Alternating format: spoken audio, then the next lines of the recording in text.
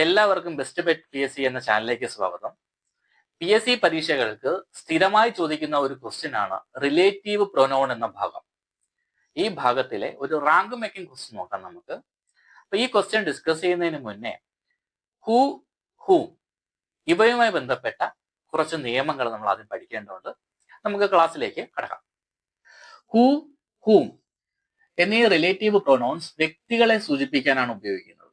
അതായത് ഒരു വ്യക്തിയെ സൂചിപ്പിക്കുന്നു, അതിനുശേഷം ഒരു ഡാഷ് വരുന്നു, അതിനുശേഷം ഒരു വെർബോ ഓക്സിലറി വെർബോ വന്നു കഴിഞ്ഞാൽ നമ്മൾ ഹൂ എന്ന റിലേറ്റീവ് പ്രൊനൗൺ യൂസ് ചെയ്യണം. ഒരു പേഴ്സണെ കുറിച്ച് പറയുന്നു, അതിനുശേഷം ഡാഷ് വരുന്നു, അതിനുശേഷം വെർബോ ഓക്സിലറി വെർബോ വന്നു കഴിഞ്ഞാൽ നമ്മൾ ഹൂ എന്ന റിലേറ്റീവ് പ്രൊനൗൺ യൂസ് ചെയ്യണം. ഇനി വ്യക്തി അല്ലെങ്കിൽ പേഴ്സണെ കുറിച്ച് സൂചിപ്പിക്കുന്നു, അതിനുശേഷം ഒരു ഡാഷ് വരുന്നു, അതിനുശേഷം ഒരു പ്രൊനൗൺ വന്നു കഴിഞ്ഞാൽ ഈ പ്രൊനൗൺ എന്ന് പറയുമ്പോൾ I, we, you, he, she, they, it ഇതിലേതെങ്കിലും ഒന്നായിരിക്കും ഈ പ്രൊനൗണിന്റെ സ്ഥാനത്ത് വരുന്നത്. അപ്പൊ വ്യക്തി അല്ലെങ്കിൽ പേഴ്സണെ കുറിച്ച് പറയുന്നു, അതിനുശേഷം ഒരു ഡാഷ് വരുന്നു, അതിനുശേഷം ഒരു പ്രൊനൗൺ വരുന്നു. ഇങ്ങനെ വന്നു കഴിഞ്ഞാൽ നമ്മൾ സാധാരണ ഉപയോഗിക്കുന്ന റിലേറ്റീവ് പ്രൊനൗൺ ആണ് ഹൂം എന്ന റിലേറ്റീവ് പ്രൊനൗൺ. 2016 BOക്ക് ചോദിച്ചൊരു ചോദ്യമാണിത്. The man dash came yesterday was her uncle. ഇവിടെ നോക്കിയേ, ദ മാൻ ഇതൊരു വ്യക്തിയെ സൂചിപ്പിക്കുന്നു. ഒരു വ്യക്തിയെ സൂചിപ്പിക്കുന്ന വേർഡാണ് ദ മാൻ എന്ന് പറയുന്നത്. അതിനുശേഷം ഡാഷ് വരുന്നു, അതിനുശേഷം കെയിം എന്ന് പറയുന്ന വേർഡ് വരുന്നു. ഈ കെയിം എന്ന് പറയുന്നത് ഒരു വെർബാണ്. അപ്പോൾ ഇവിടെ പേഴ്സൺ വ്യക്തി വരുന്നു, ഡാഷ് വരുന്നു, അതിനുശേഷം ഒരു വെർബ് വരുന്നു. അങ്ങനെയാണെങ്കിൽ നമുക്ക് ഓപ്ഷനിൽ നിന്ന് എന്ത് തിരഞ്ഞെടുക്കാം? ഡാഷിന് ശേഷം വെർബ് വന്നു കഴിഞ്ഞാൽ ഹൂ എന്ന റിലേറ്റീവ് പ്രൊനൗൺ ആയിരിക്കും ഇവിടെ ആൻസർ ആയിട്ട് വരുന്നത്. The man dash came yesterday was her uncle. ഇതിന്റെ ഉത്തരം എന്താണ്? The man who came yesterday was her uncle. അപ്പൊ എന്തുകൊണ്ട് ഇവിടെ ഹൂ വന്നു എന്ന് മനസ്സിലായെന്ന് വിശ്വസിക്കുന്നു.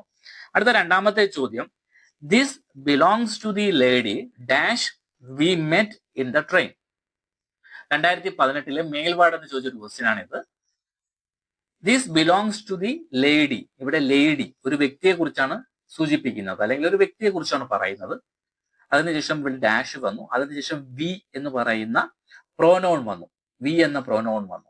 അപ്പൊ നമുക്കറിയാം വ്യക്തി ഡാഷ് പിന്നെ ഒരു പ്രോനോൺ വന്നു കഴിഞ്ഞാൽ നമുക്ക് എന്ത് യൂസ് ചെയ്യാം? ഹൂം എന്ന റിലേറ്റീവ് പ്രൊനൗൺ യൂസ് ചെയ്യാം. അപ്പൊ ഇവിടെ എന്താണ്? ഹൂം ഓപ്ഷനിലുണ്ട്, നമുക്കിവിടെ ഹൂം എഴുതാം. അപ്പൊ എങ്ങനെയാണ് ആൻസർ വരുന്നത്? This belongs to the lady whom we met in the train. അപ്പൊ എന്തുകൊണ്ടാണ് ഇവിടെ ഹൂം എന്ന റിലേറ്റീവ് പ്രൊനൗൺ വന്നത്? വ്യക്തിയെക്കുറിച്ച് സൂചിപ്പിക്കുന്നു, എന്നാൽ ഡാഷിന് ശേഷം വന്നിരിക്കുന്നത് ഒരു പ്രൊനൗൺ ആണ്, വി എന്ന പ്രൊനൗൺ ആണ്. അതുകൊണ്ട് ഇവിടെ ഹൂം എന്ന റിലേറ്റീവ് പ്രൊനൗൺ നമ്മൾ ഉപയോഗിച്ചു. ഈ നിയമത്തിൽ ഒരു എക്സെപ്ഷൻ ഉണ്ട്, നമുക്കിനി അത് എന്താണെന്ന് നോക്കാം. അതായത് പേഴ്സണെ കുറിച്ച് പറയുന്നു, വ്യക്തിയെ കുറിച്ച് പറയുന്നു, അതിനുശേഷം ഡാഷ് വരുന്നു, അതിനുശേഷം പ്രൊനൗൺ വരുന്നു. പ്രൊനൗൺ എന്ന് പറയുമ്പോൾ I, we, you, he, she, they, it ഇതിലേതെങ്കിലും ഒന്ന് വരാം. അതിനുശേഷം സേ എന്നോ തിങ്ക് എന്നോ ഫീൽ എന്നോ ഫൗണ്ട് എന്നോ വന്നു കഴിഞ്ഞാൽ സേ, തിങ്ക്, ഫീൽ, ഫൗണ്ട് ഇവയുടെ പാസ്റ്റ് ഫോമോ വരാം. ഇങ്ങനെ വന്നു കഴിഞ്ഞാൽ ഈ ഒരു ഭാഗം പ്രോനൗൺ പ്ലസ് ഈ ഒരു ഭാഗം ഒഴിവാക്കിയതായി കരുതുക. അതിനുശേഷം വരുന്ന വാക്കിനനുസരിച്ച് വേണം ഇവിടുത്തെ റിലേറ്റീവ് പ്രോനൗൺ എഴുതാനായിട്ട്. അപ്പൊ ഇങ്ങനെ ഒരു ഭാഗം വന്നു കഴിഞ്ഞാൽ ഇവ ഒഴിവാക്കിയിട്ട് ഇതിന് ശേഷം വരുന്ന വാക്കിനനുസരിച്ച് വേണം ഇവിടുത്തെ റിലേറ്റീവ് പ്രൊനൗൺ എഴുതാനായിട്ട്.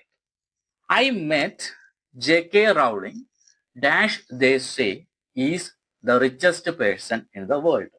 2011 ഡെപ്യൂട്ടി കളക്ടറിന് ചോദിച്ച ക്വസ്റ്റ്യൻ ആണ് ഇത്. ഇവിടെ നോക്കിയേ, J.K. Rowling എന്ന പേഴ്സണെ കുറിച്ചാണ് ഇവിടെ സൂചിപ്പിക്കുന്നത്. J.K. Rowling എന്ന് പറയുന്ന പേഴ്സണെ കുറിച്ച് സൂചിപ്പിക്കുന്നു. അതിനുശേഷം ഡാഷ് വരുന്നു, അതിനുശേഷം ദേ എന്ന് പറയുന്ന ഒരു പ്രോനൗൺ വരുന്നു. സാധാരണഗതിയിൽ നമുക്ക് ഇത് രണ്ടും മാത്രം നോക്കുമ്പോൾ പേഴ്സൺ ഡാഷ് പ്രൊനൗൺ വന്നു കഴിയുമ്പോൾ ഹൂം എന്ന റിലേറ്റീവ് പ്രൊനൗൺ ആയിരിക്കും എഴുതാൻ സാധ്യത കൂടുതൽ. പക്ഷെ അങ്ങനെ എഴുതി കഴിഞ്ഞാൽ ഇവിടെ തെറ്റുപറ്റും. കാരണം ഇവിടെ പ്രൊനൗണിന് ശേഷം വരുന്ന വേർഡ് ദേ സേ എന്ന് പറയുന്ന വേർഡാണ്. ഇങ്ങനെ വന്നു കഴിഞ്ഞാൽ ഈ ഒരു ഭാഗം ഒഴിവാക്കിയതായി നിങ്ങൾ കരുതുക. പേഴ്സൺ ഡാഷ് പിന്നെ ഈ കിടക്കുന്ന ഭാഗം അതങ്ങ് ഒഴിവാക്കി. ബാക്കി നോക്കിയേ, is the richest person in the world എന്നാണ്. ഇവിടെ ഈ കിടക്കുന്ന ഈ ഈസ് കണ്ടോ? ഈ ഈസ് എന്ന് പറയുന്നത് ഇവിടെ വെർബായിട്ടാണ് പരിഗണിക്കുന്നത്. ഇവിടെ വെർബായിട്ട് വരുന്ന വേർഡാണ് ഈസ്. അപ്പോൾ ഒരു വ്യക്തിയെക്കുറിച്ച് പറയുന്നു, ഡാഷ് വന്നു, അതിനുശേഷം ഒരു വെർബ് വന്നു കഴിഞ്ഞാൽ നമ്മൾ ഏതായിരിക്കും എഴുതേണ്ടത്? ഇവിടെ ഓപ്ഷനിൽ ഹൂ ഉണ്ട്, ഹൂ ആണ് എഴുതാനുള്ളത് അല്ലെ. ഹൂ എന്ന റിലേറ്റീവ് പ്രൊനൗൺ ആണ് എഴുതാനുള്ളത്. പേഴ്സൺ വന്നു, ഡാഷ് വന്നു, പിന്നെ വെർബോ ഓക്സിലറി വെർബോ ഇതിൽ ഏതെങ്കിലും ഒന്ന് വന്നു കഴിഞ്ഞാൽ ഹൂ എന്ന റിലേറ്റീവ് പ്രൊനൗൺ ആണ് എഴുതാനുള്ളത്. അപ്പൊ ഇവിടുത്തെ ആൻസർ ഹൂ എന്ന റിലേറ്റീവ് പ്രൊനൗൺ ആണ് വരുന്നത്.